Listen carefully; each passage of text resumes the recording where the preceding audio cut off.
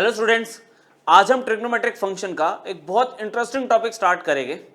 ये टॉपिक किसी भी हेडिंग के अंडर नहीं आता, लेकिन हाँ, ये जो एनालिसिस हम करने जा रहे हैं ये बहुत सारे इंपॉर्टेंट कॉन्सेप्ट्स में एज अ बेसिक कंसिडर किया जाता है। ठीक है, फॉर्म अगर आप ध्यान से देखो तो ये फॉर्म ही आइडेंटिफाई करनी होती है हमें। यहाँ पे फॉर्म है a sin x plus b minus cos x। अब इस पे क्या एनालिसिस करना है कि ये ट्रिग्नोमेट्रिक एक्सप्रेशन की मैक्सिमम और मिनिमम वैल्यू, या फिर आप कह सकते हो कि इसकी रेंज क्या होगी, ये हमें पता करना सिखाया जाएगा इस टॉपिक में। तो मैं आपको स्टार्ट करता हूं किस तरह से इसको हम डील करेंगे। आपको फॉर्म दी है a sin x plus minus b cos x। यहाँ पे a और b एज अ कांस्टेंट कुछ भी हो सकता है, बीच में प्लस या माइनस कुछ भी ले सकते हैं हम। अच्छा, हम इसमें जब तक इसको एक सिंगल ट्रिग्नोमेट्रिक फंक्शन नहीं बनाएंगे ना, हम इसकी मैक्सिमम या मिनिमम वैल्यू चेक नहीं कर सकते। तो हमने यहाँ पे क्या किया, कुछ अजम्पशन से स्टार्ट किया। a को ले लिया मैंने r cos थीटा और b को ले लिया मैंने r sin थीटा, इस तरह से। तो मेरे पास y की वैल्यू क्या ट्रांसफॉर्म होकर आएगी, a की जगह मैंने रख दिया r cos थीटा। अच्छा, आपका sin x तो sin x ही रहेगा, फिर प्लस माइनस b की जगह मैंने रखा r sin थीटा, आप रखोगे r sin थीटा, और cos x आपका cos x ही रहेगा। ये समझ आया? मैंने a की जगह रखा r cos थीटा, b की जगह रखा r sin थीटा। इसमें r आपको कॉमन आ रहा है, r कॉमन ले लिया और ये हो गया sin x cos theta plus minus cos x sin theta. सिर्फ मैंने आगे पीछे करके लिख दिया दोनों को। ये फॉर्मूला किसका बंद हो रहा है? sin a cos b plus cos a sin b। sin a plus b होता है, sin a cos b minus cos a sin b sin a minus b होता है। तो इसको मैं a की बार काम करता हूं, इसको मैं लिख देता हूं r sin x plus minus theta, a की बार इस तरह से लिख दिया y। ठीक है, थीटा एक बार सही से बना देते हैं, प्लस माइनस थीटा, ये y का एक्सप्रेशन आ गया। अब देखो, इसके बारे में आप जानते हो सिंस जो आपका साइन थीटा है वो किसको बिलोंग करता है? साइन थीटा की रेंज पता है ना, -1 से 1, -1 से 1। अब थीटा यहां पे कुछ भी हो, जैसे यहां पे थीटा की जगह आ गया x प्लस माइनस थीटा, तो भी हम इसमें क्या लिख सकते हैं कि जो साइन x प्लस थीटा आपने निकाला उसकी मिनिमम वैल्यू -1 है और मैक्सिमम वैल्यू 1 है। -1 से 1 के बीच में ही रहेगा, चाहे थीटा की जगह आप x प्लस थीटा ले लो या x प्लस माइनस थीटा ले लो, कुछ भी ले लो। अच्छा, यहां पे सिर्फ sine x plus minus theta नहीं है, r भी है साथ में। यहां पे r मैंने r मल्टीप्लाई कर दिया थ्रू आउट इन इक्वेशन में, -r, यहां पे r हो गया साइन x प्लस थीटा, यहां पे माइनस b, और ये r हो गया। ठीक है, ये पूरा क्या है? y, ये पूरा y है आपके लिए। तो यहां पर मुझे y की मिनिमम वैल्यू क्या दिख रही है? -r, और मैक्सिमम वैल्यू क्या दिख रही है? r। अब पॉइंट है कि इसमें r क्या, आपने यहां पे जो अजम्पशन ली थी आपने कि a लिया था r cos थीटा, b लिया था r sin थीटा। अगर आप इसको स्क्वेयरिंग एडिंग कर दो, तो a square plus B square equal to क्या आएगा? a square plus B square, r square cos square theta plus r square sin square theta. r square common ले लिया, cos square theta plus sin square theta 1 हो गया, तो यहां पे बचा r स्क्वायर। तो r की वैल्यू क्या मिल गई आपको? Under root a square plus B square. तो यहां पर वैल्यू क्या मिल जाएगी? माइनस अंडर रूट ए स्क्वायर प्लस बी स्क्वायर, और maximum value is under root A square plus B square. तो अगर आपसे कभी कोई पूछे expression a sin x plus b minus cos x की फॉर्म में हो कि y की मैक्सिमम वैल्यू कितनी है, तो आप बोलोगे मॉड ऑफ r, या फिर आप इसमें लिख सकते हो अंडर रूट ए स्क्वायर प्लस बी स्क्वायर। और अगर मिनिमम वैल्यू पूछे तो आप लिखोगे माइनस ऑफ मोड r, मतलब minus of under root A square plus B square. ये फॉर्मेट आपको ध्यान रखना है। ये फॉर्मेट अगर आपको पता है, इसकी डेरिवेशन तो आपको ये कॉन्सेप्ट की अंडरस्टैंडिंग के लिए दी गई है, लेकिन ये आपको थोड़ी याद होना चाहिए, क्योंकि हम जो क्वेश्चंस आगे अप्लाई करेंगे, छोटा सा लेक्चर है, क्वेश्चन जो आगे हम अप्लाई करेंगे उसमें यही कॉन्सेप्ट यूज होने वाला है। ठीक है, बस इक्वेशन को इस फॉर्म में बनाना पड़ता है कई बार। तो पहला क्वेश्चन तो देखो इजी होगा, बहुत बेसिक क्वेश्चन से स्टार्ट कर रहे हैं। आपको एक एक्सप्रेशन दे दिया fx equal to 3 sin x plus 4 cos x plus 5, कह रहा है मैक्सिमम और मिनिमम वैल्यू बताओ ऑफ द गिवन फंक्शन। तो देखो हमने जो पीछे पढ़ा है y is equal to a sin x plus minus b cos x वाली फॉर्म, तो इस फंक्शन का तो सिर्फ यही वाला पार्ट मैच हो रहा है, तो हम एक काम करते हैं इसकी मैक्सिमम और इसकी मिनिमम वैल्यू निकाल लेते हैं। ठीक है, हमने यहां पे क्या देखा है कि भाई अगर a sin x plus minus b cos x हो तो उसकी मिनिमम वैल्यू कितनी है, माइनस अंडर रूट ए स्क्वायर प्लस बी स्क्वायर, और मैक्सिमम वैल्यू कितनी है, ये तो अभी हम पीछे पढ़ के आए, बस यही याद रखना आपको, ये हमने पीछे पढ़ा था अभी। ठीक है, चलो अब मेरे पास क्वेश्चन का ये वाला पार्ट कंसिडर किया मैंने, यहां पे मैं लिख देता हूं कंसिडर कर रहे हैं, अभी हम पूरा फंक्शन नहीं ले रहे। ठीक है, हमने यहां पे कंसिडर किया 3 sin x और प्लस 4 cos x, तो इस बेसिस पे a कितना है 3, b कितना है +4, तो यहां पर क्या आएगा माइनस में under root 3 square plus 4 square, और यहां आएगा under root 3 square plus 4 square. ये वैल्यू कितनी आ गई, माइनस में 5, 3 स्क्वायर प्लस 4 स्क्वायर आपका कितना हो गया 25, 25 का स्क्वायर रूट 5 हो गया, माइनस 5 आ गया, यहां पे कितना आ गया 3 sin x plus 4 cos x, यहां पे लेस देन वैल्यू आ गई 5। अब मुझे इतने पार्ट की तो वैल्यू मिल गई ना, मेरे पास fx में क्या चाहिए +5 भी चाहिए, तो मैंने क्या किया थ्रू आउट इस इक्वेशन में, यहां पे लिख देता हूं मैं फिर से, अभी इसको यहां पे हमने कैरी कर लिया। ठीक है, मुझे यहां पे इस एक्सप्रेशन के साथ +5 चाहिए, तो मैंने थ्रू आउट सब में +5 कर दिया, ये लो यहां पे +5 कर दिया, ये लो यहां पे +5, और ये हो गया 5 + 5, ये बन गया 0, ये हमारा बन गया fx, ये पूरा fx मैच हो गया, ये हो गया आपका 10। तो fx की मिनिमम वैल्यू कितनी है आपके पास, आप बोलोगे 0, fx की मैक्सिमम वैल्यू कितनी है, कितनी दिख रही है आपको 10, बस बहुत सिंपल सा कॉन्सेप्ट, माइनस अंडर रूट ए स्क्वायर प्लस बी स्क्वायर पकड़ा और अंडर रूट ए square plus B square plus वाला पकड़ा, minimum value maximum value, function में जो चेंज है वो चेंज हमने इनइक्वालिटी में लगा दिया और हमें मैक्सिमम मिनिमम वैल्यू फंक्शन की मिल गई। देखते हैं, तो बहुत सिंपल फंक्शन था, आगे भी देखते हैं, आगे कुछ अच्छे क्वेश्चंस भी है हमारे पास इसमें। तो जैसे इसमें यहाँ पे देखो दोनों sin x के एंगल रेशियोज आ गई और एंगल बहुत ही डिफरेंट है, हमारा मेन कंसर्न क्या होना चाहिए, a sin x plus b cos x, दोनों में देखो एंगल x था, एंगल आपका sin x और cos x का सेम होना चाहिए, वो यहाँ पर नहीं है, और दोनों रेशियो ही sin x की है। तो हमने क्या किया इसमें, पहले फंक्शन पे ही थोड़ा काम करना शुरू किया, फंक्शन पे जैसे 5 sin x को मैंने ऐसे ही रखा, इसमें तो कोई वर्किंग होगी नहीं, यहां पर आपको दिख रहा है sin a प्लस b का फॉर्मूला लगता हुआ, हमने यहां पे फॉर्मूला ले लिया sin a cos b plus cos a sin b +2, ये सिस्टम है। फिर fx लिया हमने यहां पे 5 sin x प्लस 3 टाइम्स, यहां पे क्या हो गई value, cos π/3 is cos 60 degree, half हो गया, यहां पे cos x को ऐसे रखा, sin π/3 sin 60 डिग्री, रूट 3/2 हो गया +2। अब इसको थोड़ा सा सिंप्लीफाई और अगर हम करें तो और क्लैरिटी आपको मिलेगी इसमें, ये हो गया 3/2 sin x और ये हो गया 3√3/2 cos x +2, नो चेंज, 2 में कोई चेंज नहीं होगा। यहां पे sin x वाली दो टर्म हो गई, इनका अगर मैं एलसीएम ले लूं तो ये हो जाएगा 13/2 sin x, यहां पे आ रहा है 3√3/2 cos x और +2।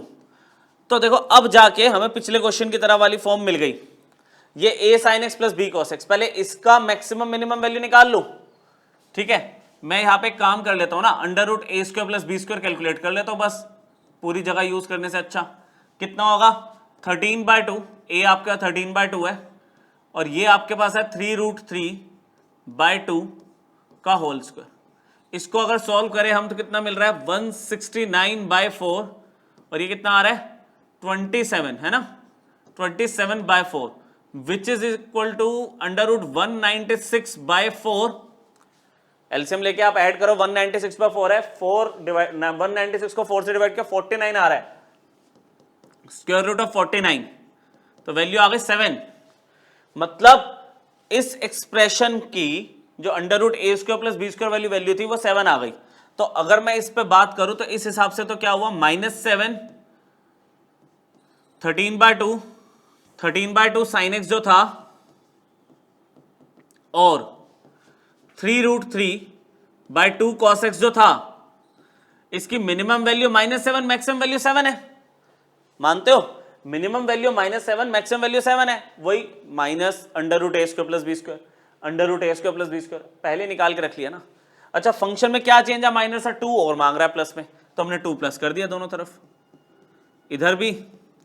अच्छा, मेन फंक्शन में तो करोगे, इनइक्वालिटी में जो चेंज करते हैं वो थ्रू आउट करना पड़ता है हमें, है ना, तभी इनइक्वालिटी सेम रहती है। तो हमने यहाँ पे क्या किया, इधर भी 2 ऐड कर दिया, तो ये तो बन गया माइनस में 5। ये पूरा क्या है, fx है, ठीक है भाई, fx आ गया, और ये क्या हो गया, 9 हो गया। इस बार मिनिमम वैल्यू पूछे तो -5, मैक्सिमम वैल्यू पूछे तो 9, रेंज पूछे, रेंज, तो रेंज क्या है, कैसे लिखोगे, -5 closed interval till 9 closed interval, ये आपकी रेंज है फंक्शन की, समझे। तो ट्रिग्नोमेट्रिक फंक्शन का अगर sin x cos x के टर्म में एक्सप्रेशन दिखता आपको, जिसे आप a sin x ± b cos x की फॉर्म में एक्सप्रेस कर सकते हो, तो इस तरह से मैक्सिमम मिनिमम वैल्यू या फिर रेंज निकाली जा सकती है। और भी क्वेश्चन देखते हैं थोड़े से और। अच्छा, इसको करने के देखो 2 तरीके हैं बच्चों, क्योंकि देखो यहां पे ध्यान से देखो, यहां पर ना ये a sin x + b cos x दिया हुआ है, यहां पर भी a sin x + b cos x दिया हुआ है, लेकिन ये 2 एक्सप्रेशन आ गए मल्टीप्लिकेशन में। तो इसका ये भी तरीका वैलिड है कि आप इसकी मैक्सिमम मिनिमम वैल्यू निकाल लो, इसकी मैक्सिमम मिनिमम वैल्यू निकाल लो, और उनको मल्टीप्लाई करके काम खत्म करो। मैं दोनों तरीके से बताता हूं, एक जो सबसे बेसिक तरीका है पहले वही उठाते हैं। सॉल्यूशन, मैक्सिमम वैल्यू पूछी है इसमें, सिर्फ मैंने कंसिडर किया गिवन एक्सप्रेशन को। गिवन एक्सप्रेशन है 5 sin x माइनस में 12 cos x multiplied by 5 cos x plus 12 sin x, ये मेरे पास गिवन एक्सप्रेशन है। मल्टीप्लाई किया तो ये हो गया 25 sin x into cos x, ठीक है। इसको इससे मल्टीप्लाई किया 60 sin स्क्वायर x हो गया, ठीक है। इसको इससे मल्टीप्लाई किया -60 cos स्क्वायर x हो गया, प्लस नहीं माइनस आएगा, -144 sin x और cos x हो गया। मतलब नॉर्मली ब्रैकेट खोले, आप फटाफट स्पीड से कर सकते थे। यहां 25 sin x cos x और -144 sin x cos x कितना हो गया, माइनस में 119 sin x into cos x। अच्छा, यहां पे मैंने 60 कॉमन ले लिया, तो ये बन गया sin स्क्वायर x माइनस में cos स्क्वायर x। देखो ये थोड़ा सा ना फॉर्मूला में चेंज हो सकते हैं। कैसे चेंज हो सकते हैं, अगर मैं इस फंक्शन को यहां पे इस पर्टिकुलर टर्म को 2 से डिवाइड 2 से मल्टीप्लाई कर दूं ऐसे, तो ये sin 2x का फॉर्मूला बनता हुआ दिख रहा है आपको, sin 2x। इसमें अगर मैं माइनस कॉमन ले लूं तो ये बन जाएगा cos स्क्वायर x माइनस में sin स्क्वायर x, तो ये आपका cos 2x का फॉर्मूला बन जाएगा। तो फाइनली लिख देता हूं मैं -119/2, ये बन गया sin 2x और ये बन गया आपका cos 2x। तो अल्टीमेटली देखना क्या ये आपका a sin x + b cos x से मैच हो गया, बिल्कुल मैच हो गया। अब इसकी मैक्सिमम वैल्यू बतानी है तो थोड़ी सी कैलकुलेशन करनी पड़ेगी इसमें। मतलब a की अगर मैं बात करूं तो -119/2 है, और b की अगर मैं बात करूं तो -60 है। तो हमने क्या किया, इसकी मैक्सिमम वैल्यू निकालनी है, ठीक है। मैक्सिमम वैल्यू की अगर बात करूं तो सिर्फ पता ही है √a² + b² है। मतलब देखो पूरे एक्सप्रेशन को मैंने क्या किया, उसी फॉर्म में एक्सप्रेस कर दिया जिसकी मैक्सिमम और मिनिमम वैल्यू के बारे में हम जानते हैं। तो मैक्सिमम वैल्यू कितनी है इसकी, √a² + b²। यहां पर a कितना है, -119/2 का होल स्क्वायर, और ये है -60 का होल स्क्वायर। मैंने कहा था थोड़ी सी कैलकुलेशन करनी पड़ेगी आपको बस, तो आप इसको कैलकुलेट करके देखो, 14161/4 आ रहा है, और ये आ रहा है 3600, ठीक है। अगर आप फिर एलसीएम ले लोगे 14161, ठीक है, ये अगर आप करोगे तो 14400/4 हो गया, ठीक है। अगर आप ऐड करते हो तो 16582/4, ठीक है। ये 4 तो 2 हो ही गया, और इसको अगर आप देखें तो पीछे 1 है तो 9 और 16 256। तो ये मतलब एक एस्टिमेशन से हमने इसमें क्या करा, 169 है इसका रूट। लॉन्ग डिवीजन से करके देख लो, अदरवाइज मतलब स्क्वायर रूट निकालना आता आप सबको, लॉन्ग डिवीजन से कर लो, या फटाफट एस्टिमेशन लगा लिया कि 256 समवट 16 का स्क्वायर होता है ना, तो 16 और लास्ट में 9 आ रहा है, 81 यूनिट डिजिट 1 कब होगी, जब 9 होगा लास्ट में। तो इसकी मैक्सिमम वैल्यू 169/2 है। अच्छा मिनिमम बोलता तो -169/2 आ जाता। और मैं क्या करता, दूसरा तरीका, दूसरे तरीके में क्या करा मैंने, क्या किया, इसकी मैक्सिमम वैल्यू निकाली सिर्फ इस एक एक्सप्रेशन की। इसकी मैक्सिमम वैल्यू अगर आप निकालते हो तो कितना बन रहा है आपके पास, 169, 13 है ना, 13 है आपके पास अंडर रूट, और इसका भी 13 हो रहा है। तो मल्टीप्लाई करने पे नहीं, मतलब वो उससे दिक्कत आएगी। आप इसी मेथड से करो, छोड़ो मल्टीप्लिकेशन में वही है कि डिवाइड बाय 2 आपको प्रॉब्लम करेगा, वो रह जाएगा, क्योंकि इसकी वैल्यू 13 आ रही है, इसकी भी 13 आ रही है मैक्सिमम वैल्यू, है ना। तो 169 तो आ जाएगा, बट 2 रह जाएगा। तो आप इसका जो जेन्युइन मेथड है यही लगाओ, यही वाला लगाओ आप, ठीक है। 2 मिनट लगेंगे हार्डली, पर मैच हो गया तो उसके बाद तो फॉर्मूला आपको पता ही, √a² + b²। रहने दूसरी अप्रोच छोड़ो, मल्टीप्लिकेशन में नहीं चलेगी वो। चलो ये भी एक थोड़ा और मतलब प्रैक्टिस क्वेश्चन की फॉर्म में अच्छा क्वेश्चन है कि इनिशियली देखो ना फॉर्म मैच थोड़ी हो रही है, पहले आप फॉर्म मैच करवाओगे, a sin x + b cos x वाली, या a sin x - b cos x वाली फॉर्म आप मैच करवाओगे। तो अगर मैं मैच करवाने की बात करूं तो हमारे पास ट्रिग्नोमेट्री के फॉर्मूले है, sin² x, इतनी ट्रिगो हमने पढ़ ली। अब हमें पता है कि भाई sin² x का क्या होगा, 1 माइनस में cos 2x/2। मैंने क्या कहा था, बहुत जगह यूज होगा ये फॉर्मूला, बहुत जगह। यहां पे sin x cos x का कुछ नहीं होगा, अगर आप 2 से डिवाइड 2 से मल्टीप्लाई कर दो तो हाँ शायद कुछ हो सकता है, ये फॉर्मूला बन जाएगा sin 2x का। अच्छा cos² x का फॉर्मूला याद है, 1 + cos 2x/2, ये हो गया। चलो अब थोड़ा सा सिंप्लीफाई करने की कोशिश करिए, ये हो जाएगा आपका a/2 माइनस में a/2 cos 2x, इस तरह से। ये देखो क्या किया मैंने, a/2 minus a/2 cos 2x, ये तो sin 2x बन गया, ये 2 से 2 काट मत देना दोबारा, ये sin 2x हो गया। तो ये बन गया b/2 sin 2x वाली एक ही टर्म है।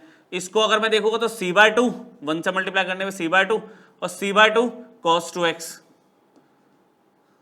एक मिनट, ये बन जाएगा cos 2x।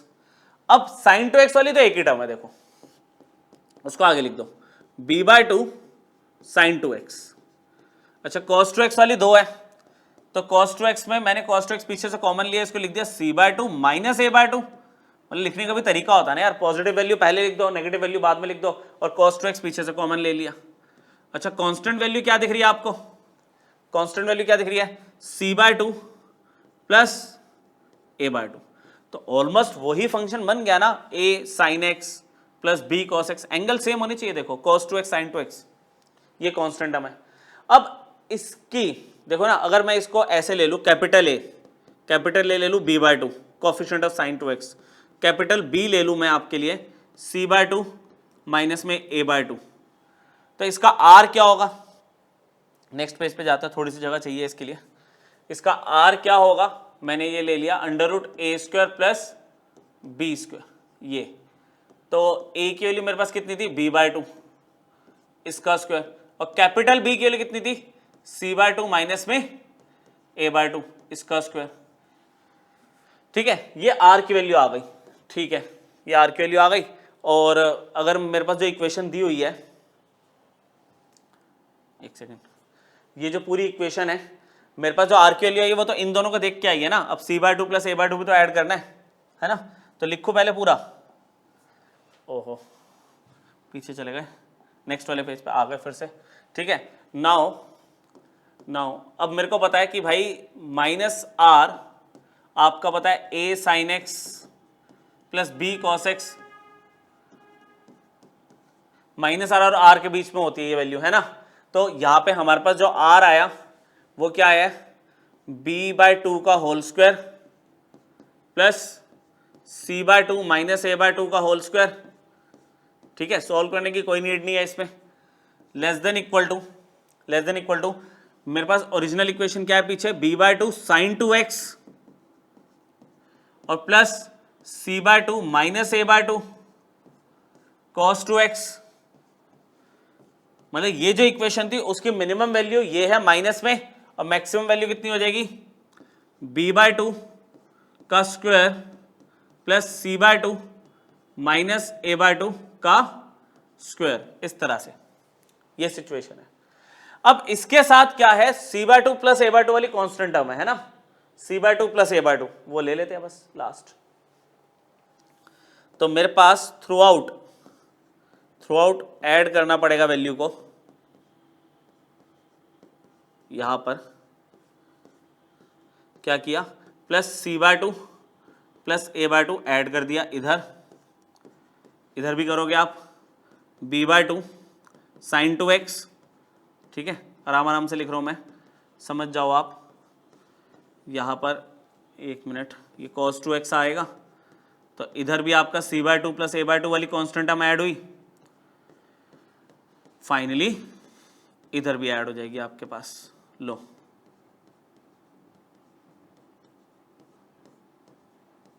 यहां पे c/2 प्लस a/2, मतलब मेरे इस पूरे फंक्शन की मिनिमम वैल्यू ये है और मैक्सिमम वैल्यू ये है।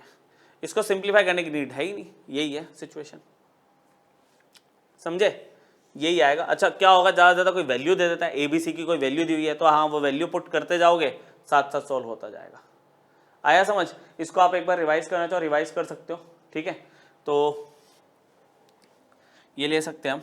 और एक मैं आपको ना इसके लिए एक इंपॉर्टेंट पॉइंट भी लिखवा देता हूँ, रुको, एक इंपॉर्टेंट पॉइंट लिखवा रहा हूँ कि अभी एक इक्वेशन आप कंसिडर कर लो इसी पे based, a sin x plus b cos x, ये फंक्शन था ना, अगर ये इक्वल टू c दिया हुआ है आपको, एक कांस्टेंट वैल्यू दिया हुआ है, तो कह रहा है इस इक्वेशन का पहली condition it will have at least one solution, इस इक्वेशन का कम से कम एक सॉल्यूशन होगा। ठीक है, इफ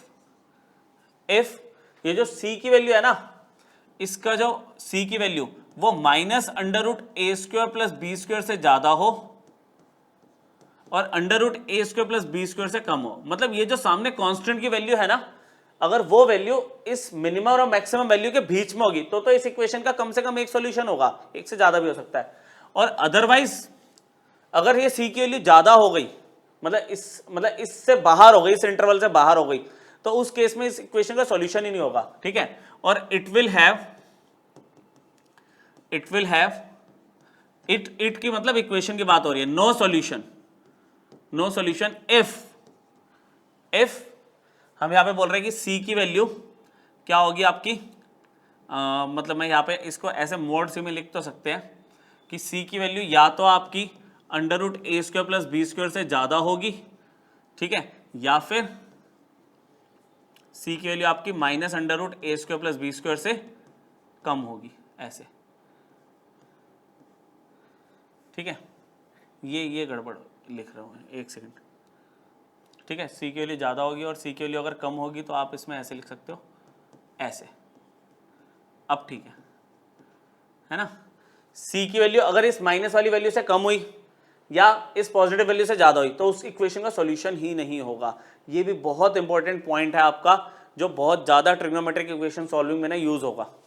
ठीक है, आगे वो भी हम लेक्चर्स कवर करेंगे ट्रिग्नोमेट्रिक इक्वेशन की सॉल्विंग। मेंस में जनरली उस पर क्वेश्चन आता है एक। ठीक है, और आपके एनसीईआरटी में तो पूरी एक एक्सरसाइज है 3.4 ट्रिग्नोमेट्रिक इक्वेशन की, करेंगे, उसको भी डिस्कस करेंगे। अभी आप ये पॉइंट ध्यान रखना। ठीक है, चलो 2 क्वेश्चन हो रहा है हमारे पास, छोटे छोटे कंप्लीट करते हैं। यहाँ पे आपको कह रहा है कि भाई इस एक्सप्रेशन की ना आप इंटीग्रल वैल्यूज बताओ, इस एक्सप्रेशन की इंटीग्रल वैल्यूज बताओ। ठीक है, इंटीग्रल वैल्यूज किसकी, जिस एक्सप्रेशन में k इन्वॉल्व कर दिया, k की वैल्यू बतानी है आपको। तो इसको मैं आपको समझाता हूँ कैसे करना है। देखो आपके पास जो इक्वेशन है, बहुत सिंपल क्वेश्चन है, बहुत ज्यादा सिंपल क्वेश्चन, वो आपको एक इक्वेशन फॉर्म में दिया हुआ है sin x plus cos x equal to k plus 1। देखो ये इक्वेशन आ गई, अभी जो पीछे पॉइंट बताया ना उस पे एप्लीकेशन है इस, मतलब ये क्वेश्चन आपका। तो आप ये देखो ना sin x plus cos x के एक्सप्रेशन को तो आप जानते हो, इसकी मिनिमम और मैक्सिमम वैल्यू की अगर मैं बात करूं तो a 1 दिख रहा है, b भी आपका 1 दिख रहा है, तो अंडर रूट ए स्क्वायर प्लस बी स्क्वायर कितना आ गया आपके पास, आप बोलोगे under root 1 square plus 1 square is root 2। तो sin x plus cos x का जो एक्सप्रेशन है उसकी मिनिमम वैल्यू है माइनस में रूट 2 और मैक्सिमम वैल्यू कितनी है root 2। Minimum value minus root 2, maximum value root 2 है। अच्छा इस एक्सप्रेशन की वैल्यू कितनी है k प्लस 1। देखो ना इस इक्वेशन की वैल्यू कितनी है k प्लस 1। वो यही कह रहा ना इस इक्वेशन का, देखो इक्वल टू में ये इक्वेशन वैलिड कब होगी, जब वैल्यू इसके बीच में होगी, है ना। ये जो मान लो c है, ये सामने वाला c हो गया, तो c क्या होगा माइनस अंडर रूट ए square plus B square, under root ए स्क्वायर प्लस बी स्क्वायर के बीच में होना चाहिए, तभी इस इक्वेशन का एक वैलिड सॉल्यूशन निकलता है। अब यहाँ पे 1 को अगर मैं इधर ट्रांसफॉर्म कर दूं, मतलब मेरे को -1 हटाना है ना, तो मैंने इन इक्वेशन को यहाँ पे ऐसे कंसिडर किया। अब मुझे ये k की वैल्यू निकालनी, तो -1 करना है, मैंने सब में -1 कर दिया ऐसे, ये लो। अब मुझे k की इंटीग्रल वैल्यूज बतानी कितनी हो सकती है। देखो माइनस रूट 2 -1 का मतलब कितना हो गया बच्चों, ये 1.414 होता है, तो ये हो गया -2.4 माइनस में 2.414, ये लो ये पॉइंट लगा दिया, ठीक है। यहां पे कितना होगा 1.414 -1 कितना हो जाएगा 0.414। इसमें k की इंटीग्रल वैल्यू बतानी है, तो k की इंटीग्रल वैल्यू कितनी हो जाएगी -2, है ना, -2 से कम -1 और 0, बस 3 वैल्यूज आ रही है k की इंटीग्रल। इंटीजर आना चाहिए था आंसर, ठीक है। हुआ क्लियर।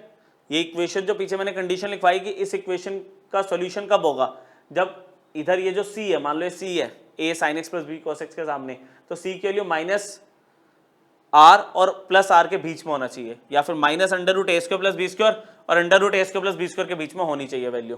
क्लियर, ठीक है। एक लास्ट क्वेश्चन और देखते हैं।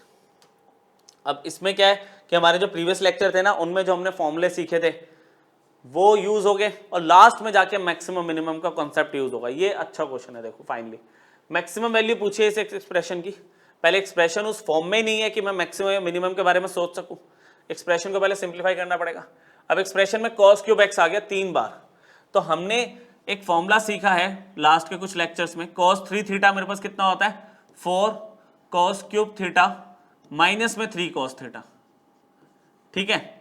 तो यहां पे हमने क्या किया, cos 3 थीटा के पास प्लस 3 cos थीटा को भेज दिया, यहां पे क्या बना 4 cos क्यूब थीटा, ये 4 नीचे आ गया, cos 3 theta plus 3 cos theta divided by 4, इस तरह से ये cos क्यूब थीटा बचा।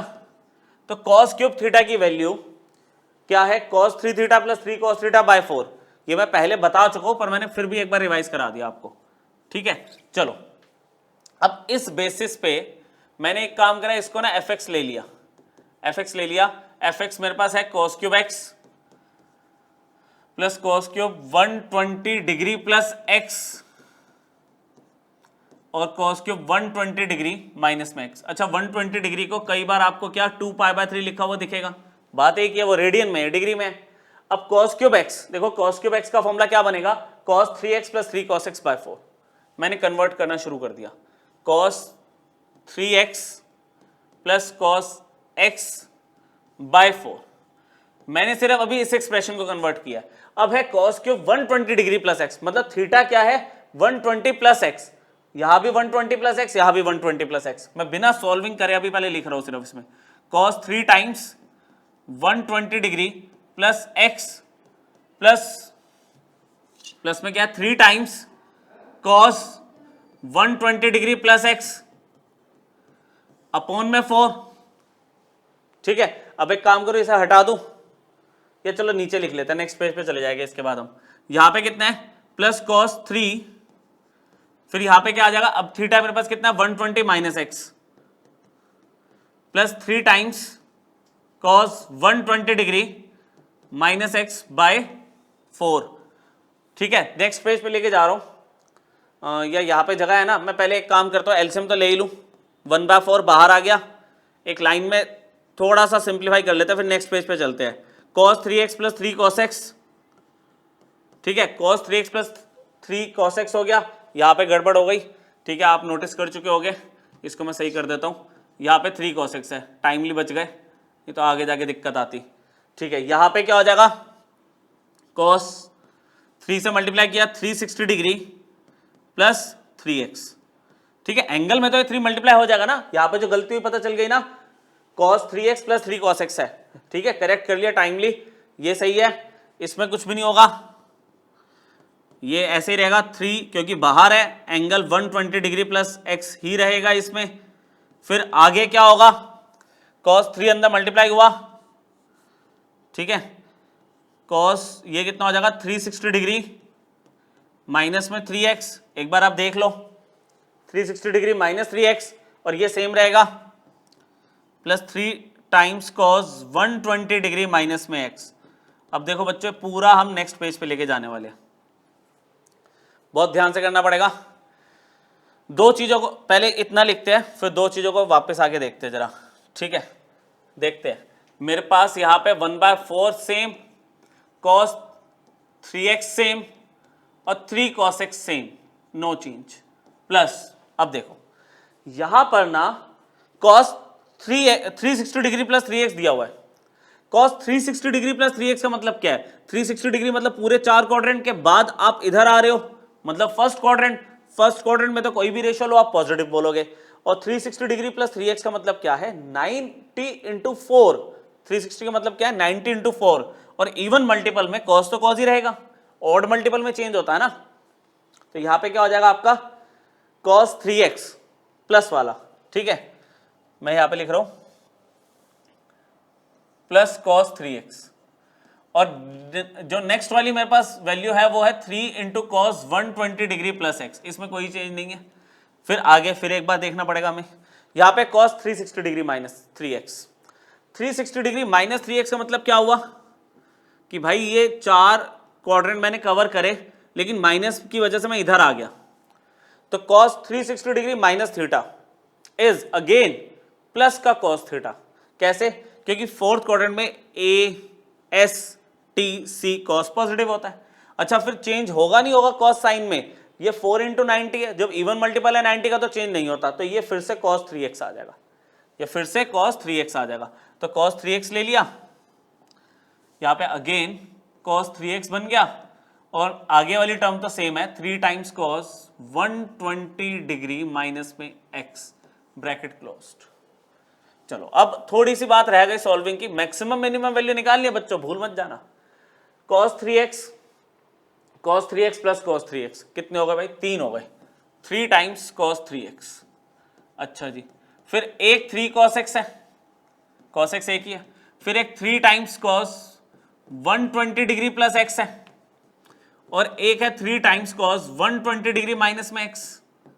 समझ आ रहा है, 3 पूरे में से कॉमन आ रहा है, कॉमन ले लिया हमने, लो 3/4, यहां पे बचा cos 3x, यहां पे बचा सिर्फ cos x, और यहां बचा cos 120 डिग्री प्लस x, और यहां बचा cos 120 डिग्री माइनस में x। देखो सारे फॉर्मूले आपको याद होने चाहिए, शुरू में जो पढ़े थे, बीच में जो पढ़े, वो सब देखो कहीं ना कहीं एक साथ आ जाते हैं सामने।